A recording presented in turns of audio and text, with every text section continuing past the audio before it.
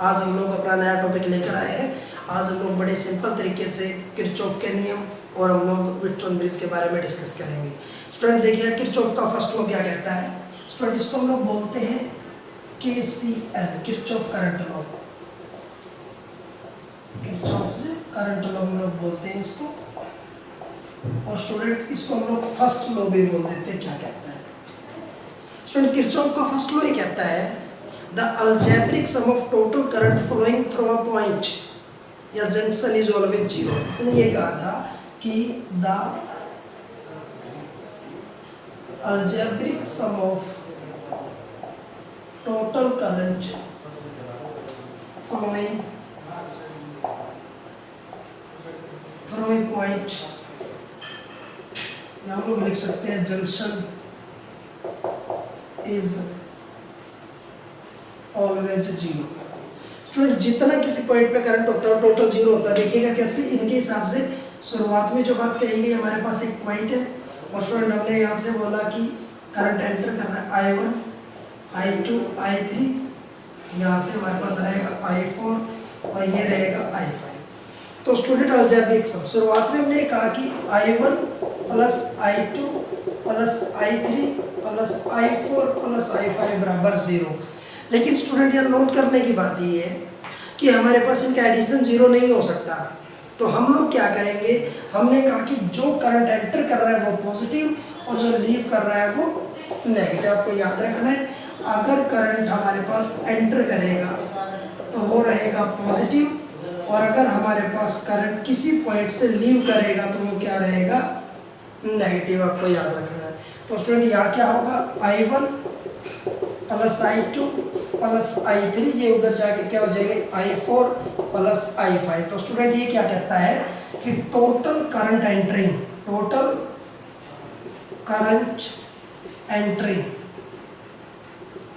Is equal to total current leaving. ये बात आपको स्टूडेंट याद रखनी। ये हमारे पास कहता है, जो आप लोग बोलते हैं KCL किरचॉफ का फर्स्ट लॉ कहता है कि जितना करंट एंटर करेगा उतना ही करंट लीव करेगा, या जो करंट किसी पॉइंट के अंदर आएगा उतना ही करंट बाहर निकल जाएगा।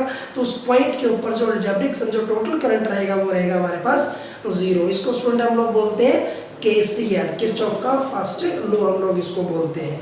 स्टूडेंट व्हिटस्टोन ब्रिज से पहले दो नियम पढ़ने जरूरी होते हैं। एक मैं बता चुका हूँ, दूसरा मैं आपको बताने जा रहा हूँ KVL क्या कहता है। गौर से सुनेगा स्टूडेंट। देखिएगा, हमारे पास किरचॉफ का सेकंड हमारे पास हम लोग क्या कहता है, जिसको हम लोग बोलते हैं KVL सेकंड लॉ। यहाँ से मैं इतना साफ कर दूंगा स्टूडेंट। तो हम लोग इसको बोलते हैं KVL, किरचॉफ वोल्टेज लॉ, जिसको हम लोग बोलते हैं वोल्टेज लॉ, या जिसको हम लोग बोल देते हैं सेकंड लॉ। क्या कहता है सेकंड लॉ, हमारे पास ये कहता है algebraic sum of potential difference in a loop is always zero. ये कहता है हमारे पास the algebraic sum of potential difference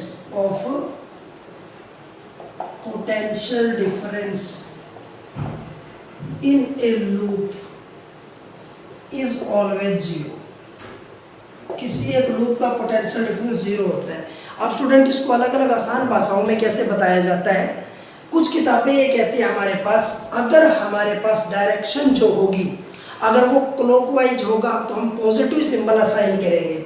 कुछ किताबें कहती है कि अगर हमारे पास क्लॉकवाइज अगर डायरेक्शन होगी तो इसका मतलब हमारे पास जो पोटेंशियल वोल्टेज जो रहेगा वो रहेगा पॉजिटिव, और अगर हमारे पास एंटी क्लॉकवाइज होगा तो हम लोग क्या बोलेंगे, उसको हम लोग बोलेंगे नेगेटिव। याद रखना है।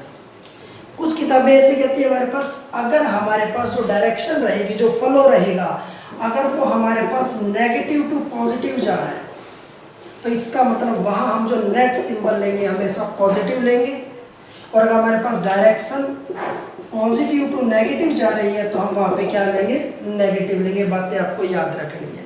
कई बार हम लोग ये कह देते हैं, कोई लूप होता है, लूप के अंदर V is equal to E, हम लोग ऐसे बोल देते हैं। अगर हम इनको इंटरचेंज करते हैं, E minus V must be zero. अलग अलग अपने पैटर्न होते हैं। तो आपको याद रखना है कि किसी भी लूप के अंदर, क्लोज लूप के अंदर potential difference should be zero, हम लोग बोल सकते हैं। और दूसरा स्टूडेंट, अगर क्लॉकवाइज कोई चीज़ होगी तो पॉजिटिव और एंटी क्लॉकवाइज होगा तो नेगेटिव।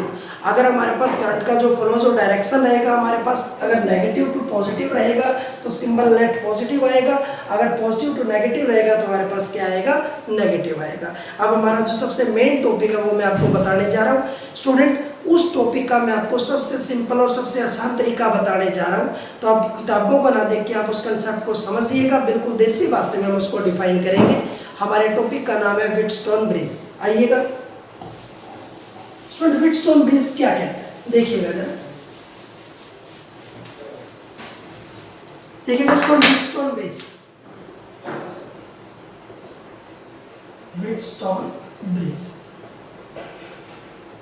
देखिए स्टूडेंट, सबसे पहले इसका काम क्या होता है। व्हीटस्टोन ब्रिज का स्टूडेंट काम ये होता है, अगर हमारे पास 3 रेजिस्टेंसेस गिवन हो तो 4th अननोन रेजिस्टेंस निकाल सकते हैं। तो याद रखना है हमारे पास कि इट इज यूज्ड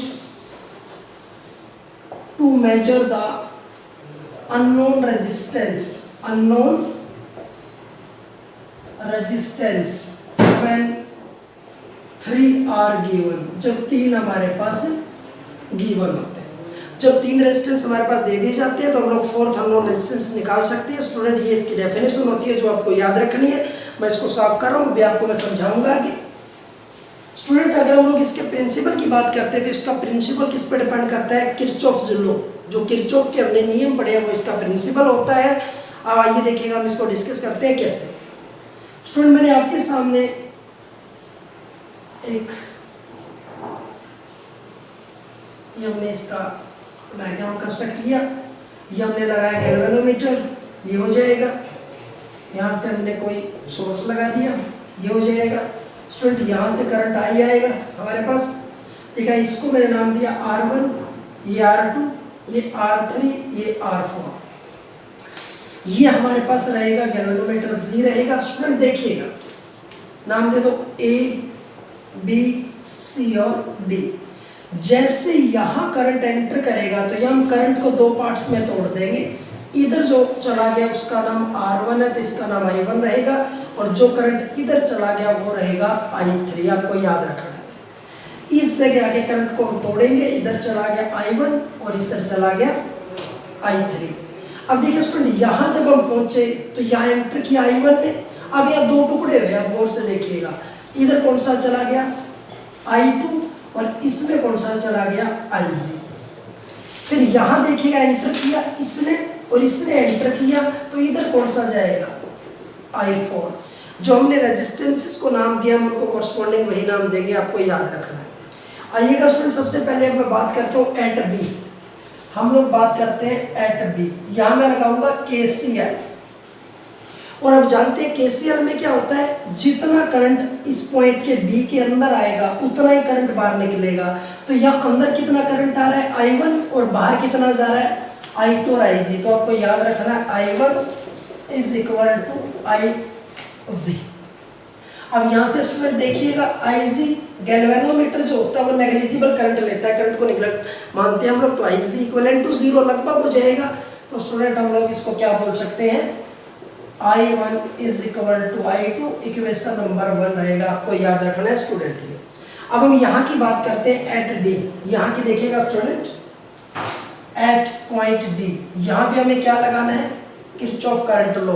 तो देखिएगा D पॉइंट के अंदर कौन एंटर कर रहा है I3, अंदर कौन सा करंट एंटर कर रहा है IG, और बाहर कौन सा निकल रहा है I4। तो हम लोग क्या लिखेंगे यहाँ पे स्टूडेंट, देखिए गौर से, यहाँ पे एंटर कर रहा है I3 प्लस IG, और बाहर कौन सा निकलेगा हमारे पास I4। लेकिन IG हमने क्या मानना है यहाँ निकलेक्ट, तो हमारे पास I3 is equal to I4, equation number रहेगा 2।